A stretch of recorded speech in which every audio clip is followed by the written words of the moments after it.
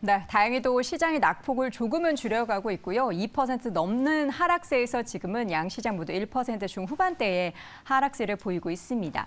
여러분의 지금의 투자하시는 그 마음의 심리는 어떠실까 싶습니다. 그래서 제가 이 책을 한 권 좀 보여드리려고 하는데 여러분이 투자하실 때 사실 심리가 가장 중요한데요. 저희가 이 책을 쓰신 저자이자 또 여러분들이 이 투자하실 때 정말 이 심리 가장 잘 잡을 수 있는 이분 함께 하신다면 오늘의 시장의 하락에 대해서 한 번쯤은 또 고민해 보실 수 있는 시간 마련하실 수 있을 것 같아서 저희가 박병창 스페셜로 오늘 준비를 해봤습니다. 교보증권 영업부의 박병창 부장 함께합니다. 부장님 어서 오세요. 네, 안녕하십니까. 네, 부장님께서 저희의 이제 투자의 심리를 잘 붙잡아 주시기 위해서 이런 책도 쓰셨고 그래서 저희가 오늘 특별히 모셨습니다. 네, 감사합니다. 근데 사실 이제 전달 CPI가 이렇게 또 실망이고 이렇게 충격적일지는 몰랐거든요. 근데 시장에서 CPI의 결과도 충격적이었지만 반응이 더 심한 것 같아요. 예, 그렇습니다. 네. 일단 먼저 CPI가 8월 CPI 8.3% 나왔는데 전망치가 8.0, 8.1%였습니다.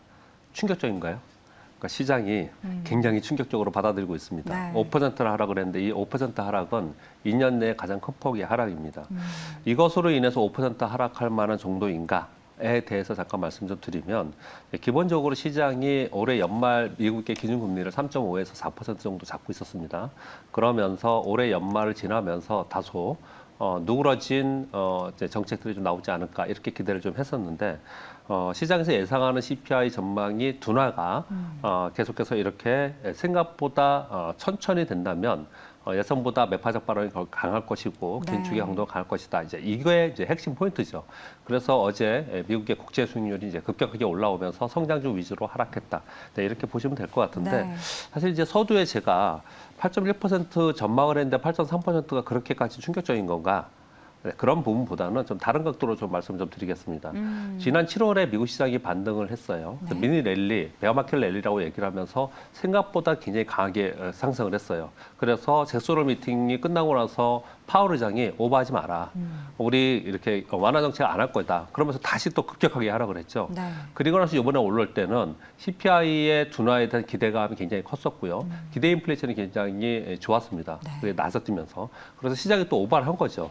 그런 상황 속에서 이렇게 나오다 보니까 시장이 충격을 더 받았다. 이렇게 보시면 될 것 같고요. 네. 그러한 것들은 거의 대부분 투자자들의 심리와 연결된 수급적 현상이 훨씬 더 큰 겁니다. 이번 주에 미국은 선물옵션 동시만기일입니다. 그래서 동시만기에 연계된 풋옵션의 거래 이런 부분들이 상당 부분 지금 시장에서 작용을 하고 있을 것이다. 이렇게 판단합니다. 즉 전반적으로 시장이 대세 중장기 흐름은 하락 추세에 있었습니다. 그런 사이사이에 반등을 주는데 그 반등이 생각보다 좀 강하게 나타났을 때 오히려 시장에서 오버액션이 이제 일어나고 그 되돌림으로 인해서 반락이 좀 컸다. 저는 그렇게 보고 있습니다. 네. 지금 시장의 움직임들 보면은 뭐 우리가 기대를 너무 많이 했던 것 같아요. 네. 특히나 그 인플레이션이 꺾였을 것이다. 물론 꺾이긴 했습니다만 그 속도나 폭이 좀 줄어들었다는 것에 있어서 시장은 좀 실망을 한 것 같은데 네. 지금 뭐 오늘 전날 밤에 CPI뿐만 아니라 오늘 밤에 이제 PPI 발표가 네. 예정돼 있잖아요. 네. 여기에 대해서는 또 어떻게 우리가 좀 예상을 해볼 수 있을까요? 2월의 전망이 11.3%였고요. 7월이 9.8%였습니다. 네. 이번 전망치가 8.9%인데요. 사실 CPI하고 PPI는 이제 항목이 다르기 때문에 이번 CPI에서 가장 그러니까 우리가 예상했던 것보다 높게 나온 것은 이제 주거비하고 음식료입니다. 그래서 그 부분을 이제 감안해 본다면 PPI는 이제 전망치 비슷하게 나오지 않을까라고 생각합니다. 사실 그리고 연준이나 시장에서 바라보는 부분은 PPI보다는 CPI의 PC이기 때문에 이 부분이 시장에서 또 다시 충격을 주는가. 뭐 이런 부분은 좀 아닐 것이다 이렇게 판단을 좀 하고 있고요. 네. 일단 전망치가 비슷하게 나오거나 또는 그보다 좀 낮다면 그렇다면 이제 시장에서 어제 너무 오버하지 않았나 5% 하락도 진짜 사실 너무 오버하지 않았나 생각이 좀 들거든요. 그렇다면 일정 정도 되돌림의 반등은 좀 있지 않을까 이 정도 좀 생각을 해볼 수 있을 것 같고요. 네. CPI에 대해서 그 물가 수준에 대해서 생각을 해본다면 시장이 5%나 하루 만에 하락을 했지만 가만히 생각을 해보면 우리 물가에 대해서 고점을 찍고 둔화되는 것에 대해서는 반론의 여지가 없습니다. 네. 9.1%에 8.5%, 이번에 8.3%니까 2개월 연속 하락을 했고요. 유가가 하락하고 있는 상황이고, 그리고 주택 가격이 계속 떨어지고 있는 그런 상황입니다. 즉, 이번에 급격하게 떨어지지 않은 것은 소위 말하는 그 주택 거주비가 30% 비중을 차지하고 있는데, 거주비가 급격하게 떨어지지 않아요, 이것은. 그쵸. 왜냐하면은 지금 임금이 올라가고 있고 전체적인 물가가 높은 상태에서 소위 그 렌트비, 네. 임대료를 집주인들이 급격하게 내릴 거냐는 거예요. 이유가 없죠. 예, 지금 그렇지 않은 상황이라서 결국은 주택 가격이 더 떨어지면서 서서히 떨어지는 것이고 이쪽 전문가들의 의견을 빌면은 뭐 12월 연말쯤 돼야지 급격하게 떨어지는 부분이 있거든요. 네. 그러니까 시장이 너무 오버했다라는 부분이 상당히 부분이 있다라는 거예요. 사실 지금 뭐 자료가 준비되는지 모르지만 미국의 소비자 물가 상승률 추이를 본다 하더 CPI 추이를 본다 하더라도 네. 2개월 연속해서 꺾여 내려온 부분이 분명히 있고요. 그보다 더 중요한 것은 기대 인플레이션입니다. 네. 1년짜리, 3년짜리 기대 인플레이션의 차트를 보시면요. 상당 부분 꺾여서 내려가고 있는 그쵸. 상황이에요. 이런 차트는, 이런 1년짜리, 3년짜리 차트는 하루 올라갔다 하루 빠지고 이런 식으로 움직이지 않아요. 지금 화면에는 소비자 물가 상승률 CPI 추이가 나타나고 네. 있는데요.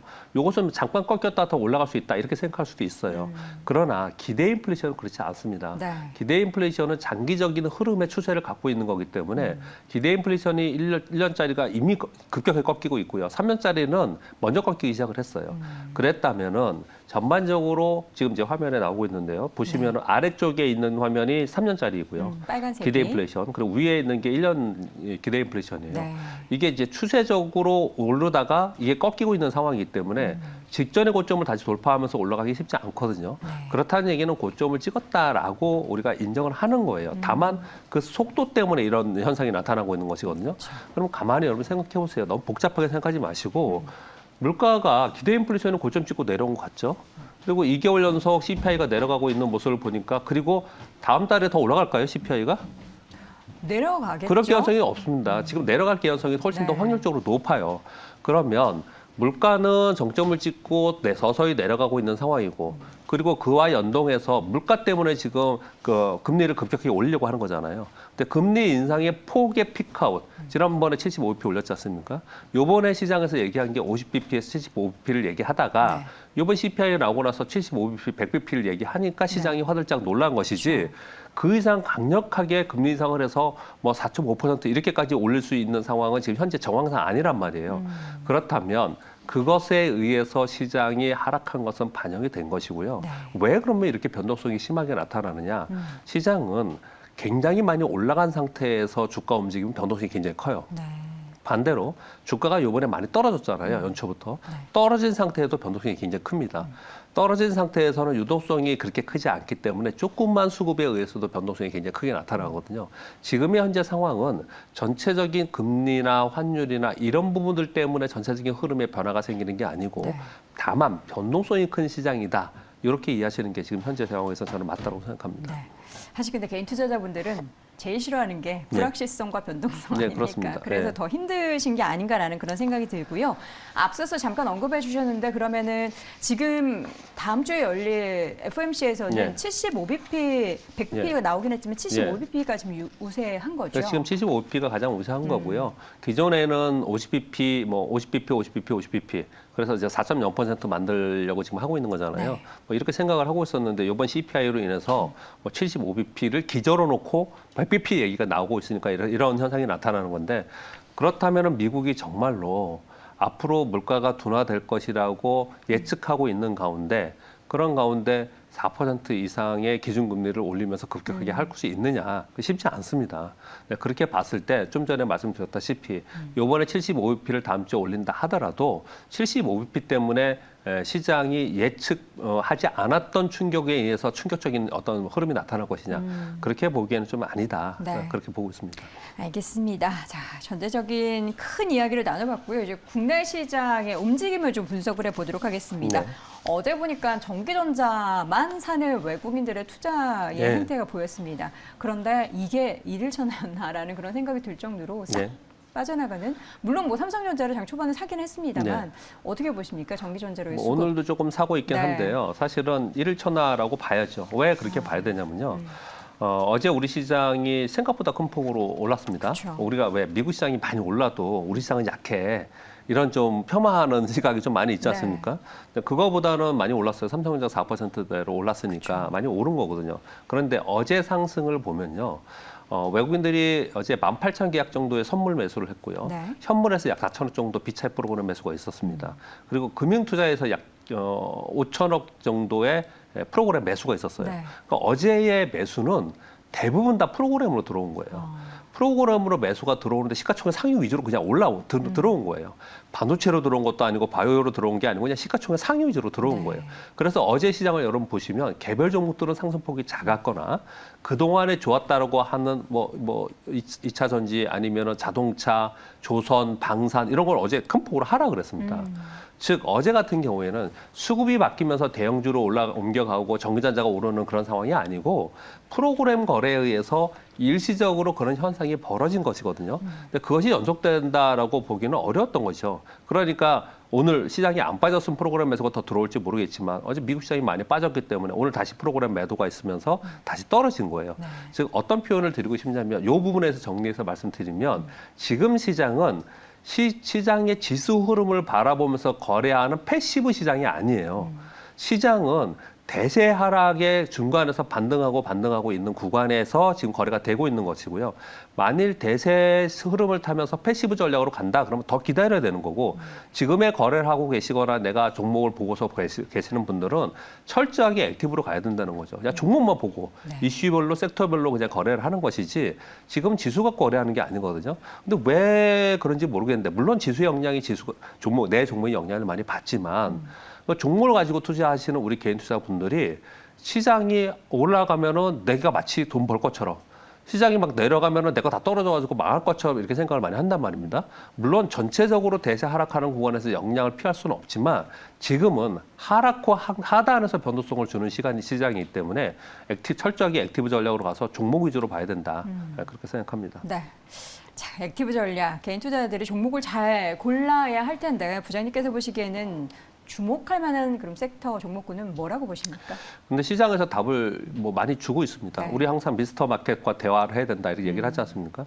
시장에서 일단 기적 분석상으로 볼 때도 차트 볼 때 여러분들이 팁을 하나 드린다면 일봉에서 올라가고 내려가고만 보지 마시고 주봉상으로 이렇게 보시면 많이 고점으로부터 30% 하락했지만 주봉으로 볼 때는 저점과 고점이 높아가면서 계속해서 우상향하고 있는 종목들이 있어요. 그런 종목들은 다시 조금만 시장이 안정화돼도 다시 신고가 날 가능성이 굉장히 높습니다. 그걸 굉장히 쉽게 찾을 수 있는 방법 중에 하나이고요. 또 한 가지는 전 세계가 지금 경기 둔화를 우려하면서 감원하고 있죠. 비용 감축하고 있죠. 공장을 뭐 증설하는 거 취소하고 이러고 있지 않습니까? 그렇죠. 근데 그러지 않고 공장을 증설하고 인원을 충원하고 이런 섹터들과 이런 기업들이 있어요. 그럼 기업이 망하지 않을 이상 바보스럽게 그렇게 그냥 뭐 하고 전망이 안 좋은데 그렇게 할 일은 없지 않습니까? 그렇죠. 수요가 있기 때문에 그렇게 하는 거예요. 그 수요가 있는 쪽이 어디냐? 지금 증설하는 쪽이 어느 쪽이 가장 확실합니까? 당연히 전기차하고 2차 전지예요. 그리고 친환경 에너지 쪽은 다 증설하고 있습니다. 증설하는 쪽에 수요가 있고 거기에 이익이 있다라는 얘기니까 그런 쪽으로 추적해서 거래하는 게 맞을 거라고 생각을 하고 있는 거고요. 지금 요건 제가 약간 추상적으로 말씀을 드렸고 섹터로 말씀을 드린다면 지금 전체적으로 예전에는 뭐 차화적 얘기했고 반도체와 제약주 얘기했고 이런 식으로 얘기를 많이 했는데 지금은 확연하게 시장에서 뚜렷하게 나오는 것은 미래 모빌리티입니다. 한마디로 차예요. 미래 차. 우리가 흔히 얘기하는 전기차, 2차 전지, 전장 부품, 그리고 뭐 도심 항공, 그리고 로봇, 이거 전부 다 미래 차에 들어가 있는 겁니다. 네. 얘네들은 증설을 하고 있고 이익이 늘어날 것이라고 기대하면서 시장이 지금 움직이고 있기 때문에 얘네들은 쉽게 빠지지 않거나 올라갈 때 아주 가볍게 올라가고 있는 거거든요. 네, 그런 쪽의 섹터와 종목들을 바라보고 계시면 사실은 시장이 여기서 나중에 시스템 위기가 와서 진짜 급격하게 2,000포인트 또는 그 아래 떨어진다면 어쩔 수 없이 걔들 떨어질 거예요. 그렇지만 그렇지 않은 전제에선 얘들은 올라갈 가능성이 훨씬 더 높고요. 만일 2,000포인트를 깨고 내려가서 위기가 온다고 치자고요. 그렇게 해서 떨어진다 하더라도 그들은 가지고 있으면 다시 올라올 거예요. 어떤 종목을 가지고 하느냐가 지금 중심에 있는 것이지 지금 현재 시황이 이제 위기가 올 거야. 또는 뭐 경기 침체가 될 거야. 금리를 4% 넘겨서 4.25% 올릴 거야. 이거 자체가 지금은 좀 떠나 있는 시장이라는 거예요. 조금 더 다른 각도로 좀 시장을 봐야 되지 않을까 생각합니다. 네. 알겠습니다. 최근에 이제 시장에서 자동차 이야기가 참 많이 나오는데 단기적인 흐름뿐만 아니라 중장기적으로 봤을 때도 관련한 미래의 모빌리티에 관련한 관심은 계속해서 이 시장의 하락장에서도 관심의 끈을 놓지 않으셔야 될 것 같습니다. 자, 이렇게 해서 오늘 투자의 심리를 잡아봤고요. 오늘 이 시간에는 박병창 스페셜로 준비해봤습니다. 교보증권 박병창 부장 함께했습니다. 부장님 고맙습니다. 네, 감사합니다.